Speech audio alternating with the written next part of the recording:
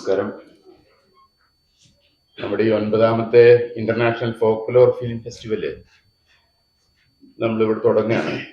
അപ്പോൾ അതിൻ്റെ പേരിലും പിന്നെ അതുപോലെ IFFTയുടെ പേരിലുള്ള ചെലവൂർ വേണു പുരസ്കാരം സമ്മാനിക്കുന്നതിന് വേണ്ടിയിട്ടാണ് നമ്മൾ ഈ പ്രസ് കോൺഫറൻസ് വിളിച്ചിട്ടുള്ളത്.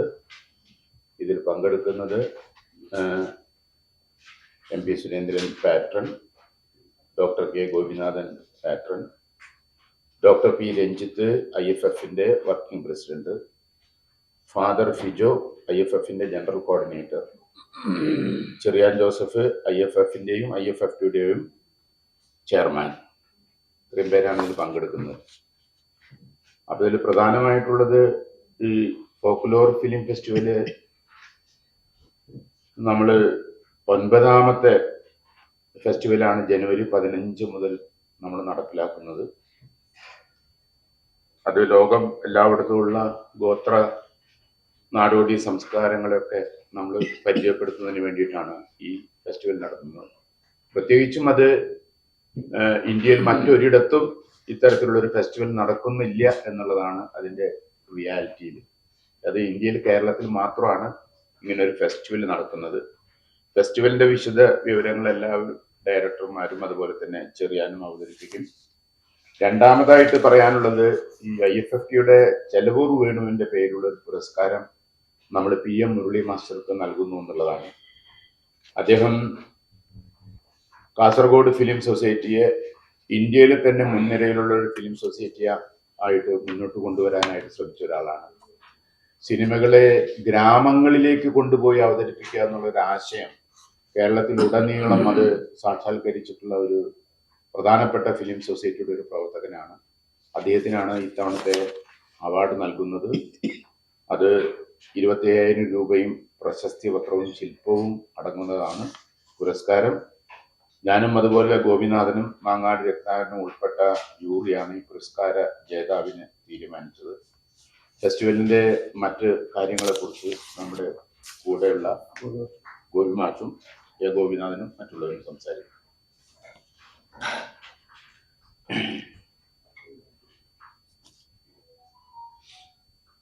ഈ ഫെസ്റ്റിവലിനെ കുറിച്ച് ഇതിൻ്റെ ഒരു പാരന്റ് ഓർഗനൈസേഷൻ എന്ന് പറയാവുന്ന രീതിയിലുള്ള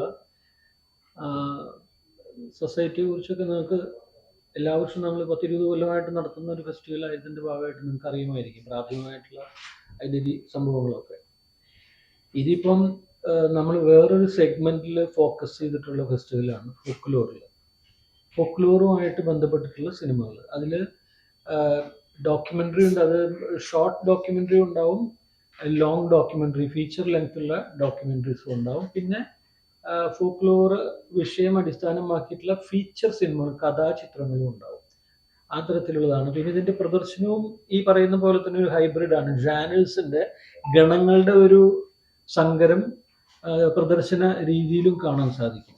ഹൈബ്രിഡ് എന്ന് പറയാൻ കാര്യം എന്താണെന്ന് വെച്ചാൽ ഫിസിക്കലായിട്ടുള്ള പ്രദർശനമുണ്ട്, വേദികളിൽ ഫിസിക്കലായിട്ടുള്ള സ്ക്രീനിങ്ങും ഉണ്ടാവും, ഓൺലൈനായിട്ടുള്ള സ്ക്രീനിങ്ങും ഉണ്ടാവും. അപ്പോൾ ആ രീതിയിൽ ഒരു സാധ്യതകളെല്ലാം ഉപയോഗിച്ചുകൊണ്ട് നടത്തുന്ന ഒരു ഫെസ്റ്റിവലാണ്. നമുക്ക് അത്ഭുതം തോന്നും. ഇത് സംഘടിപ്പിക്കുന്ന ആളുകൾ എന്ന നിലയ്ക്ക് ഞങ്ങൾ പറയുകയാണ്, നിങ്ങൾക്ക് അറിയുന്ന ആളുകളുണ്ടെങ്കിൽ ക്ഷമിക്കണം. ഫോക്ലോർ അടിസ്ഥാനപ്പെടുത്തിയിട്ടുള്ള സിനിമകൾ എന്ന് പറഞ്ഞാൽ നമ്മൾ അത്ഭുതപ്പെടുത്തുന്ന രീതിയിലുള്ള അമേസിംഗ് ആയിട്ടുള്ള രീതിയിലുള്ള നമ്പേഴ്സാണ് ലോകത്തിലുള്ളത്. ഞങ്ങൾക്ക് തന്നെ ഞങ്ങളുടെയൊക്കെ തന്നെ പരിധിക്ക് അപ്പുറത്ത് ഹാൻഡിൽ ചെയ്യാൻ പറ്റുന്നതിൻ്റെ പരിധിക്ക് അപ്പുറമുള്ള എണ്ണം സിനിമകളാണ് ലോകരാജ്യങ്ങളിൽ നിന്ന്, ഇന്ത്യയിൽ നിന്ന് മാത്രമല്ല ഇന്ത്യൻ സംസ്ഥാനങ്ങളിൽ നിന്ന് മാത്രമല്ല ലോകത്തിൻ്റെ വിവിധ രാജ്യങ്ങളിൽ നിന്ന് വന്നിട്ടുള്ളത്. അത്ര വളരെ പ്രൊഡക്റ്റീവായിട്ടുള്ള ഉൽപ്പാദനക്ഷമമായിട്ടുള്ള ഒരു മേഖലയാണ്, ക്രിയേറ്റീവായിട്ട് വർക്ക് ചെയ്യുന്ന മേഖലയാണ്. തന്നെയല്ല ഇന്നൊരു പ്രത്യേക സമകാലീന സിനിമ ലോകത്ത് പ്രത്യേകിച്ച് ഇന്ത്യക്കകത്ത് ഒരു പ്രത്യേകമായിട്ടുള്ള ഒരു സവിശേഷതയും ഈ ഫോക്ലോറുമായിട്ടുള്ള ബന്ധപ്പെട്ടുള്ള സിനിമകൾക്കുണ്ട്. നമുക്കറിയാം കാന്താര പോലുള്ള സിനിമകളൊക്കെ തന്നെ വന്നതിന് ശേഷം ഇന്ന് അക്കാഡമിക് സർക്കിളുകളിലോ ചലച്ചിത്രത്തെ പറ്റി സംസാരിക്കുന്ന മേഖലയിലൊക്കെ തന്നെ ഫോക്ലോർ സിനിമ എന്ന് പറഞ്ഞൊരു ഗണം തന്നെ വന്നിരിക്കുകയാണ്.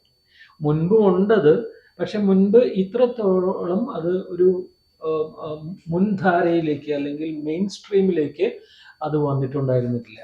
നമ്മളിപ്പോൾ അടുത്ത് വന്ന മലയാളത്തിൽ തന്നെ വന്നിട്ടുള്ള ഈ ഒരു സിനിമയാണ്. എന്താണ് കല്യാണി പ്രധാന കഥാപാത്രത്തെ അവതരിപ്പിച്ചിട്ടുള്ള യക്ഷി, നമ്മുടെ യക്ഷി മിത്തിനെ ഉപയോഗിച്ചിട്ടുള്ള ഒരു ഒരു സിനിമ. ഈ ഒരു പുതിയ കുട്ടികളുടെ ലോക ലോക ചാപ്റ്റർ 1 ആ സിനിമ.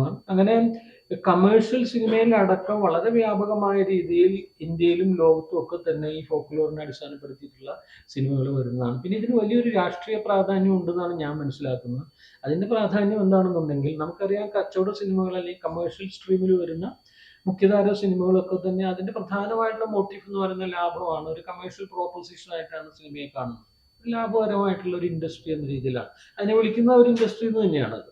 അപ്പൊ ആ രീതിയിലുള്ള സിനിമകൾക്ക് ബദലായിട്ട് വരുന്ന കഥാചിത്രങ്ങളും ആ എസ്തെറ്റിക്സിനെയും സൗന്ദര്യശാസ്ത്രത്തിന്റെയും സിനിമയുടെ മാധ്യമത്തിനും ഒക്കെ തന്നെ മുഖ്യ പ്രാധാന്യം കൊടുത്തുകൊണ്ടുള്ള കഥാചിത്രങ്ങളും അതുപോലുള്ള ചിത്രങ്ങളുമാണ് നമ്മൾ മറ്റൊരു രീതിയിൽ ഇങ്ങനെ സൊസൈറ്റികളൊക്കെ തന്നെ ഡെവലപ്പ് ചെയ്യാനും അതിലേക്ക് ആളുകളെ കൊണ്ടുവരാനും ആ ഒരു സ്ട്രീമിലേക്ക് ആളുകളെ പരിചയപ്പെടുത്താനുമാണ് നമ്മൾ സൊസൈറ്റി പ്രസ്ഥാനങ്ങളൊക്കെ തൊട്ട് 70കളിൽ വളരെ സജീവമായിരുന്ന ആ സൊസൈറ്റി പ്രസ്ഥാനത്തിന് കേരളത്തിൽ വളരെ വ്യാപകമായിട്ടുള്ള ശൃംഖല പോലെ പ്രവർത്തിച്ചിരുന്ന ഫിലിം സൊസൈറ്റി പ്രസ്ഥാനങ്ങളുടെ കാസർഗോഡ് ഏറ്റവും അറ്റത്തുള്ള വടക്കേ അറ്റത്തുള്ള കാസർഗോഡിൽ അതിൻ്റെ അമരത്വം വഹിച്ചിരുന്ന ആൾക്കാണ് നമ്മൾ ഈ ചെലവൂർ വേണുവിൻ്റെ സ്മാരകമായിട്ട് സ്മരണയ്ക്കായിട്ട് ഏർപ്പെടുത്തിയിട്ടുള്ള ഫിലിം സൊസൈറ്റിയുടെ പ്രവർത്തകൻ എന്നൊരിക്കൽ സംഘാടകൻ എന്നൊരിക്കൽ അവാർഡും കൊടുത്തിരിക്കുന്നത്. അന്ന് തൊട്ട് ഇന്ന് വരെ മരണം വരെയും അദ്ദേഹം ഈ ചലച്ചിത്ര സൊസൈറ്റിയുടെ ഫിലിം സൊസൈറ്റികളുടെ അമരത്ത് അതിൻ്റെ പല പല സംഘടനകൾക്ക് ഉയർന്ന സംഘടനയിലേക്ക് അടക്കം ഭാരവാഹിത്വം വഹിക്കുകയൊക്കെ ചെയ്തുകൊണ്ട് ഗ്രാമങ്ങളിലേക്കും സാധാരണക്കാരിലേക്കും കുട്ടികളിലേക്കും വരെ ചെറിയ കുട്ടികളിലേക്കും വരെ മീനിങ് ഫുൾ ആയിട്ടുള്ള ഗൗരവമായിട്ടുള്ള സിനിമയുടെ സന്ദേശം എത്തിക്കുന്ന രീതിയിലുള്ള വളരെ ശ്രമപ്പെട്ട പണികൾ ചെയ്തിട്ടുള്ള ഒരുപാട് ത്യാഗങ്ങൾ സഹിച്ച് പണി ചെയ്തിട്ടുള്ള പ്രവർത്തിച്ചിട്ടുള്ള ആളാണ് മുരളി മാഷ്. അദ്ദേഹത്തിനാണ് ഈ അവാർഡ് കൊടുക്കുന്നത്, സുരേന്ദ്രൻ സൂചിപ്പിച്ച പോലെ തന്നെ. ഞാൻ ഇന്ന് തിരിച്ച് ഇതിൻ്റെ മെയിൻ സബ്ജക്റ്റിലേക്ക് വരികയാണെങ്കിൽ, ഈ ഫോക്കുലർ സിനിമകൾക്ക് മറ്റൊരു രാഷ്ട്രീയ പ്രാധാന്യം എന്ന് പറഞ്ഞാൽ ഞാൻ ഉദ്ദേശിച്ചത് എന്താണെന്നുണ്ടെങ്കിൽ, നമുക്കറിയാം ഈ ലോക്കൽ അല്ലെങ്കിൽ സാധാരണ നമ്മളിപ്പോൾ തെയ്യം തറ എന്നൊക്കെ പറയുന്ന പോലെ നമ്മുടെ നാട്ടിൻപുറങ്ങളിലൊക്കെയുള്ള വലിയ ഒരു ജ്ഞാന കലാ മേഖലയാണ് ഈ ഫോക്ലോറിൽ കൂടെ സംരക്ഷിക്കപ്പെട്ടിട്ടുള്ളത്. അത്തരം കഥകളും അത്തരം ഫോക്ലോറുകളും ഒക്കെ തന്നെ അടിസ്ഥാനപ്പെടുത്തിയിട്ടുള്ള ആ വിജ്ഞാനവും കലാ സഭയും ഒക്കെ തന്നെ മെയിൻ സ്ട്രീമിലേക്ക് സിനിമയുടെ പുതിയ മാധ്യമത്തിലേക്ക് കൊണ്ടുവരുന്നു എന്ന രീതിയിൽ ഒരു ലോക്കലിൽ നിന്നുള്ള താഴെ നിന്നുള്ള ഒരു റെസിസ്റ്റൻസിന്റെ ഒരു എലമെന്റ് ഉണ്ട് ഫോക്ലോർ സിനിമകളെ സംബന്ധിച്ചിടത്തോളം. അതായത് മുഖ്യധാരയിൽ എല്ലാവർക്കും സർവ്വം സ്വീകാര്യമായിട്ടുള്ള ഒരു പ്രമേയങ്ങൾ അവതരിപ്പിച്ചുകൊണ്ട് വരുന്ന മുഖ്യധാര സിനിമകൾക്ക് ഉപരിയായിട്ട് അടിത്തട്ടിൽ നിന്ന് സാധാരണ ജനങ്ങളുടെ കഥകളും അവരുടെ ജീവിതവുമായിട്ട് ബന്ധപ്പെട്ട് കിടക്കുന്ന ഗ്രാമീണ ജീവിതമൊക്കെ ആയിട്ട് ബന്ധപ്പെട്ട് കിടക്കുന്ന വിഷയങ്ങൾ കൈകാര്യം ചെയ്യുന്ന ഈ ലോക്കലിന്റെ ഒരു അസേർഷൻ ഉണ്ട്. ലോക്കൽ എന്ന് പറയുന്നതിന്റെ ഒരു അസേർഷൻ നമുക്ക് ഈ ഫോക്ലോറിൽ കാണാം. അതാണ് അതിൻ്റെ ഒരു രാഷ്ട്രീയ പ്രാധാന്യം കൂടിയുള്ളത്. അപ്പം അതുകൊണ്ട് നമ്മൾ ഈ ഫെസ്റ്റിവലിൽ ആ രീതിയിൽ വളരെ ഗൗരവമായിട്ട് തന്നെയാണ് ഞങ്ങൾ കാണുന്നത്. നിങ്ങൾ എല്ലാവരും കാണേണ്ടതുള്ളത് എന്നുകൂടെ നമ്മൾ പറയുന്നു. അങ്ങനെ വളരെ വ്യാപകമായിട്ട് 15-ാം തീയതി തുടങ്ങിയിട്ടാണ് അതിൻ്റെ സംഘാടനപരമായിട്ടുള്ള വിശദാംശങ്ങളൊക്കെ ചെറിയാൻ സംസാരിക്കും, മറ്റുള്ളവരൊക്കെ സംസാരിക്കും. അച്ഛനുണ്ട് സെൻറ് തോമസ് കോളേജിൽ നിന്ന്. അച്ഛൻ സെൻറ് തോമസ് കോളേജിൻ്റെ മീഡിയ ഓർഗനൈസേഷനും ഒക്കെ ആയിട്ട് സഹകരിച്ചിട്ടുണ്ട്. അതൊക്കെ ചെറിയാൻ അവർ സംസാരിക്കുമായിരിക്കും. അപ്പം ഇതാണ് ഈ രണ്ട് മുഖ്യ പരിപാടി എന്ന് പറയുന്നത്. ഈ ഫെസ്റ്റിവലിൻ്റെ പശ്ചാത്തലം ഇതാണ്, ഫോക്ലോറിൻ്റെ ഫെസ്റ്റിവലാണ്. അതേപോലെ തന്നെ ഏറ്റവും പ്രധാനപ്പെട്ട ആ സന്ദർഭത്തിൽ നമ്മൾ ചെയ്യുന്ന മറ്റൊരു പ്രവർത്തനം സിനിമയെ എങ്ങനെ ജനങ്ങളിലേക്ക് എത്തിക്കാൻ, സിനിമയുടെ എഡ്യൂക്കേഷൻ. അങ്ങനെയാണ് ആളുകൾ സിനിമയിലേക്ക് വരിക. അല്ലെങ്കിൽ കച്ചവട സിനിമയിൽ മാത്രം നിൽക്കുന്ന ആളുകൾക്ക് ഇതിന്റെ പ്രാധാന്യം നിങ്ങൾക്കറിയാം. ഇന്ന് വന്നിട്ടുള്ള മലയാള സിനിമയിലെ പുതിയതായിട്ടുള്ള തലമുറയിലെ സംവിധായകരും അല്ലെങ്കിൽ സാങ്കേതിക പ്രവർത്തകരും ഒക്കെ തന്നെ നിങ്ങൾ കേട്ടിട്ടുണ്ട്, നിങ്ങൾക്ക് അറിയാവുന്ന കാര്യമായിരിക്കും. IFFKയും IFFTയും പോലെയുള്ള ഈ ചെറുതും വലുതുമായിട്ടുള്ള സർക്കാർ നടത്തുന്നതും സമാന്തരമായിട്ടുള്ള പ്രസ്ഥാനങ്ങളിൽ കൂടെ ഈ പുതിയ സിനിമകൾ, വ്യത്യസ്ത സിനിമകൾ കണ്ട്, സമാന്തര സിനിമകൾ കണ്ട് വളർന്നു വന്നിട്ടുള്ള ആളുകളാണ് ഈ പുതിയതായിട്ട് ഇന്ന് നമ്മൾ അറിയപ്പെടുന്ന പല സിനിമകൾ. ഇപ്പോൾ ഫെമിനിച്ചി ഫാത്തിമ ആയാലും അതുപോലെയുള്ള സിനിമകളിലൊക്കെ തന്നെ പുറകിൽ പ്രവർത്തിച്ചിട്ടുള്ള വലിയൊരു വിഭാഗം ചെറുപ്പക്കാരായിട്ടുള്ള ആളുകൾ ഈ ഒരു ഫിലിം സൊസൈറ്റി പ്രസ്ഥാനത്തിൻ്റെ ഉള്ളിൽ കൂടെ വന്ന് കണ്ട് പരിചയപ്പെട്ട് പഠിച്ച് പിന്നീട് അവർ കുറച്ചും കൂടെ ഗൗരവത്തിൽ ഫിലിം സൊസൈറ്റി അല്ലെങ്കിൽ ഫിലിം ഇൻസ്റ്റിറ്റ്യൂട്ടിൽ പോയി അതിൻ്റെ അപ്രീസിയേഷൻ കോഴ്സുകൾ പഠിക്കുക, അങ്ങനെയൊക്കെ ഗൗരവത്തിൽ വന്നിട്ടുള്ളതാണ്. അങ്ങനെ വലിയൊരു പ്രാധാന്യമുണ്ട്, പ്രത്യേകിച്ച് കേരളത്തിൻ്റെ ചരിത്രപരമായിട്ടുള്ള കോണ്ടെക്സ്റ്റിൽ 70കൾ തൊട്ട് ഇങ്ങോട്ട് നോക്കിക്കഴിഞ്ഞാൽ വലിയ പ്രാധാന്യം ഫിലിം സൊസൈറ്റി പ്രസ്ഥാനത്തിനുണ്ട്. അപ്പം അതിൽ പ്രവർത്തിച്ച ആദ്യകാല പ്രവർത്തകരെ ബഹുമാനിക്കുകയും ആദരിക്കുകയും ചെയ്യുക എന്നുള്ളതിൻ്റെ ഭാഗമായിട്ടാണ് ഈ മുരളി മാഷ്ക്ക് നമ്മൾ ചെലവൂർ വേണ്ടി മരിച്ചുപോയി കഴിഞ്ഞാൽ ഞങ്ങളുടെയൊക്കെ സുഹൃത്ത്, നിങ്ങളുടെയൊക്കെ പലരും സുഹൃത്തുമായിട്ടുള്ള നിങ്ങളുടെ ജോലിയും അദ്ദേഹം ചെയ്തിട്ടുള്ളതാണ്. ജേർണലിസവും അദ്ദേഹം പ്രവർത്തിച്ചിരുന്ന ആളാണ്. ആ അദ്ദേഹത്തിൻ്റെ സ്മരണയ്ക്കായിട്ട് ഏർപ്പെടുത്തിയിട്ടുള്ള ഇത് ചെലവൂർ വേൾഡ് അവാർഡ് മുരളി മാഷ്ക്ക് കൊടുക്കുന്ന ആ വേദിയിലായിരിക്കും നമ്മൾ ബോർഡ് ഉദ്ഘാടന വേദിയിലായിരിക്കും കൊടുക്കുക. ഇതാണ് പ്രധാനപ്പെട്ട ഒരു കാര്യങ്ങൾ എന്ന നിലയ്ക്ക് ജനറലായിട്ട് എനിക്ക് പറയാനുള്ള. ബാക്കി സൂക്ഷ്മ വിശദാംശങ്ങൾ ഓരോരുത്തരും പറയുമായിരിക്കും. അതെ അതെ രണ്ടാമത്തെ ഷീറ്റിൽ കാണണം. അത് വേറെ ഷീറ്റായിട്ട് തന്നിട്ടുണ്ട്. പി എം മുരളീധരൻ വേദികളെ കുറിച്ചൊന്ന് പറയണം.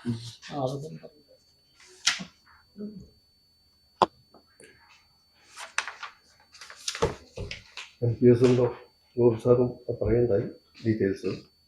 നമ്മൾ ഫോക്ലോർ ഫിലിം ഫെസ്റ്റിവൽ 2017 നമ്മൾ ആരംഭിച്ചതാണ്. തൃശ്ശൂർ സെൻറ് തോമസ് കോളേജിലാണ് അന്ന് തുടങ്ങിയത്. IFFTയും സെൻറ് തോമസ് കോളേജിൻ്റെ സെൻറ്റർ ഫോർ മീഡിയ സ്റ്റഡീസും നാട്ടുകലാകാര കൂട്ടം ഗ്രൂപ്പുണ്ട്.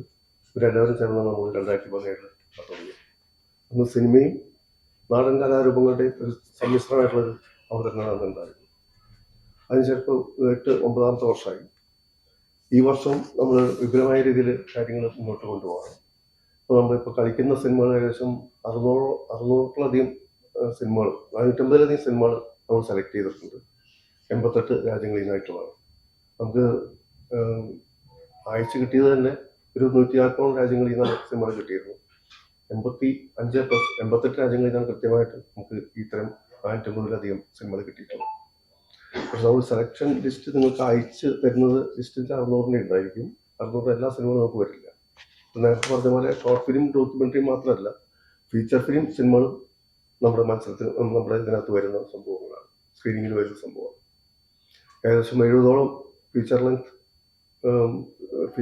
ഫീച്ചറും ഡോക്യുമെൻ്ററി ഉൾപ്പെടുന്ന ഒരു 1.5 മണിക്കൂർ നീണ്ടു നിൽക്കുന്ന സിനിമകൾ നമുക്ക് വന്നിട്ടുണ്ട്. ഒരു 20ഓളം രാജ്യങ്ങളിൽ നിന്നുള്ള ഫീച്ചർ സിനിമകൾ നമുക്ക് വന്നിട്ടുണ്ട്. ഇന്ത്യനും 17ഓളം ഇന്ത്യൻ സിനിമകളും നമുക്ക് വന്നിട്ടുണ്ട്. അപ്പോൾ ആ രൂപത്തിലുള്ള ഒരു വിപുലമായ ഒരു പ്രദർശന സംവിധാനമാണ്. ഇത്തവണത്തെ നമുക്ക് പ്രശ്നിച്ചാൽ നമ്മൾ സാധാരണ ഫെസ്റ്റിവലൊക്കെ തന്നെ തിയേറ്റർ ബേസ് ചെയ്താണ് ചെയ്യാറ്. അങ്ങനത്തെ തിയേറ്റർ ബേസ് ചെയ്തിട്ടുള്ള ഒരു സ്ക്രീനിങ് അല്ല നമ്മൾ ഉദ്ദേശിച്ചിട്ടുള്ളത്. ജില്ലയിൽ ഡീസെൻട്രലൈസ് ചെയ്തിട്ടുള്ള ഒരു ഫെസ്റ്റിവൽ ഇതാണ് പ്രധാനം. ക്യാമ്പസ് ബേസ് ചെയ്തും വായനശാലകൾ ബേസ് ചെയ്തും തൃശ്ശൂർ കോർപ്പറേഷൻ്റെ പുതിയ കോർപ്പറേഷൻ്റെ സഹകരണത്തോടെയും ആണ് കാര്യങ്ങൾ ചെയ്യാൻ ശ്രമിക്കുന്നത്. തൃശ്ശൂർ കോർപ്പറേഷൻ തന്നെ ഒല്ലൂർ സോണൽ ഓഫീസ് അതിൻ്റെ ഒരു ഇട്ട് തന്നിട്ടുണ്ട്. അവർ അയ്യന്തോളും മണ്ണുത്തിയിലും അതുമായിട്ട് അവിടെയുള്ള കൗൺസിലേഴ്സ് സഹകരിച്ച് അവിടെ സംഘടിപ്പിക്കുന്നുണ്ട്. അങ്ങനെ ഓരോ പ്രദേശത്തും വ്യത്യസ്ത ആൾക്കാരാണ് സംഘടിപ്പിക്കുക. നമ്മളൊരു കോമൺ ആയിട്ട് നിൽക്കുന്നു മാത്രം. അപ്പോൾ ആ തൃശ്ശൂർ കോർപ്പറേഷൻ്റെ സഹകരണം ഇതിനകത്ത് ശക്തമായിട്ടുണ്ടാവും നമ്മൾ പ്രതീക്ഷിക്കുന്നു. പുതിയ കോർപ്പറേഷനാണ്. അദ്ദേഹം നമ്മുടെ മേയർ ഡോക്ടർ നിജി ജസ്റ്റാണ് ഉദ്ഘാടനം ചെയ്യുക. 15-ാം തീയതി, അടുത്ത 15-ാം തീയതി. നിങ്ങൾക്ക് എല്ലാവർക്കും അറിയാം, നല്ല തിരക്കുള്ള സമയമാണ് ഇപ്പോൾ. ഈ മാസം ഇപ്പോൾ പെരുവനം കഴിഞ്ഞു, അത് ഇനി സ്കൂൾ കലോത്സവം വരുന്നു. അതിൻ്റെ ഇടയിലാണ് നമ്മുടെ ഇത് നടക്കുക. അതിനുശേഷം വീണ്ടും ഫോക്ക് വരുന്നു 25-ാം തീയതി ശേഷം. നമ്മൾ ആദ്യം ആലോചിച്ച് 15 മുതൽ 20 വരെയാണ് ആലോചിച്ചത്. അത് അന്ന് ആലോചിക്കുന്ന സമയത്ത് സ്കൂൾ കലോത്സവം 8-ാം തീയതി തീരുമായിരുന്നു. പിന്നീടാണ് അത് 18-ാം തീയതിക്ക് മാറിയത്. അവിടെ നമ്മളും എക്സ്റ്റെൻഡ് ചെയ്തു. അപ്പോൾ പ്രധാനപ്പെട്ട ഈ 3-4 ദിവസം കലോത്സവം നടക്കുന്ന സമയത്ത് 1-2 വേദികൾ ഉണ്ടാവുള്ളൂ. നമ്മൾ മൊത്തം 15ഓളം വേദികളുണ്ട്. പക്ഷേ ഈ കലോത്സവം നടക്കുന്ന സമയത്ത് saint Thomas college, Keralavarma college, അങ്ങനെ പല സ്ഥലത്തായിട്ടാണ് നമ്മൾ നടത്തുന്നത്. വിമല കോളേജ് ഈ 18, 19, 20 മുതലുള്ള 18 കഴിഞ്ഞിട്ട് 19, 20, 21, 22 തീയതികളിലാണ് നമ്മൾ 7-8 വേദികൾ ഒരേ സമയം വർക്ക് ചെയ്യുക. അത് പല ക്യാമ്പസിലാണ്. നമ്മൾ ഈ പറഞ്ഞ സിനിമകളൊക്കെ തന്നെ നമ്മൾ 450 സിനിമകൾ പ്രദർശിപ്പിക്കുന്നത് നമുക്ക് ഇത്രയും സമയം എടുക്കുകയും ചെയ്യും. നമ്മുടെ ഈ തവണത്തെ ഒരു പ്രധാനപ്പെട്ട കാര്യം നേരത്തെ പറഞ്ഞ പോലെ ഒരു ഓൺലൈൻ പ്ലാറ്റ്ഫോം കൂടി നമുക്കുണ്ട്. ഓൺലൈൻ പ്ലാറ്റ്ഫോമിൽ നമുക്ക് 20-ാം തീയതിക്ക് ശേഷം ഓൺലൈൻ പ്ലാറ്റ്ഫോമിലേക്ക് ഇത് മാറും ചെയ്യും. നമ്മുടെ ഇവിടുത്തെ ഫിസിക്കൽ സ്ക്രീനിങ് കഴിയുന്നതോടെ നമ്മൾ ഓൺലൈനിലേക്ക് മാറും ചെയ്യും. അവിടെ 1 മാസം വരെ നിങ്ങൾക്ക് കാണാം. ഫെബ്രുവരി ലാസ്റ്റ് വരെ ആ സ്ക്രീനിങ് ഉണ്ടാവും. അപ്പോൾ നമ്മുടെ ഈ 10-85 രാജ്യങ്ങളിൽ നിന്നുള്ള ആൾക്കാരോട് വരില്ല, നമുക്ക് എല്ലാവർക്കും അറിയാലോ. മലയാള സിനിമകളും ഇന്ത്യൻ സിനിമക്കാരൊക്കെ വരാൻ താല്പര്യം കാണിക്കുന്നുണ്ട്. അപ്പോൾ പുറമേ നിന്നുള്ള ആൾക്കാർക്കുള്ള സൗകര്യാർത്ഥമാണ് നമ്മൾ അത്തരം കാര്യങ്ങൾ ചെയ്യുന്നത്, ഓൺലൈൻ പ്ലാറ്റ്ഫോമിൽ ചെയ്യുന്നത്. അതിൻ്റെ പ്ലാനിങ് നടന്നുകൊണ്ടിരിക്കുകയാണ്. അത് 20-ാം തീയതിക്ക് ശേഷം ഓൺലൈൻ പ്ലാറ്റ്ഫോമിൽ ഫിസിക്കൽ സ്ക്രീനിങ് 22-ാം തീയതി വരെയും ഉണ്ടാവും. മലയാളത്തിൽ നല്ല പടങ്ങളുണ്ടോ? മലയാളത്തില് നല്ല സിനിമകളുണ്ട്. മലയാളത്തിൽ ഇപ്പോൾ കൽക്കട്ട ഫെസ്റ്റിവലിലും IFFKയിലും പങ്കെടുത്ത സിനിമകൾ അപേക്ഷിച്ചിട്ടുണ്ട്. ഒരു വരും ചെയ്യും. പിന്നെ ഈ പറഞ്ഞ പോലെ തെയ്യം ബേസ് ചെയ്തിട്ടുള്ള മലവാഴി അങ്ങനെയുള്ള പല രൂപങ്ങളും ഫെസ്റ്റിവൽസിൽ വരുന്നുണ്ട്. മലയാളത്തിൽ നിന്ന് വന്നു തുടങ്ങിയിട്ടുണ്ട്. അപ്പോൾ മുമ്പ് നമുക്ക് തുടങ്ങുന്ന സമയത്ത് അത്ര ഉണ്ടായിരുന്നില്ല. ഇപ്പം അതിൻ്റെ സാന്നിധ്യം വളരെ ഇതാണ്. ഇപ്പോൾ നേരത്തെ ഗോപി പറഞ്ഞ പോലെ ഇപ്പം മറ്റേ ലോക അതുപോലെ തന്നെ കാന്താരയൊക്കെ വന്നപ്പോൾ കമേഴ്ഷ്യൽ രംഗത്തും ഇത് വന്നു തുടങ്ങി. അതിൻ്റെ ഒരു നമ്മളിപ്പോൾ അങ്ങനത്തെ ഒരു മേഖലയല്ല, കമേഴ്ഷ്യൽ ഇൻഡസ്ട്രി അല്ല, സമാന്തര ആർട്ട് ഇൻഡസ്ട്രിയുടെ ഭാഗമായിട്ടാണ് നമുക്ക് ചെയ്യാൻ പറ്റുക. അങ്ങനത്തെ സിനിമകളാണ് നമുക്ക് വരുന്നത്. കഴിഞ്ഞ പത്രസമ്മേളനത്തിലെ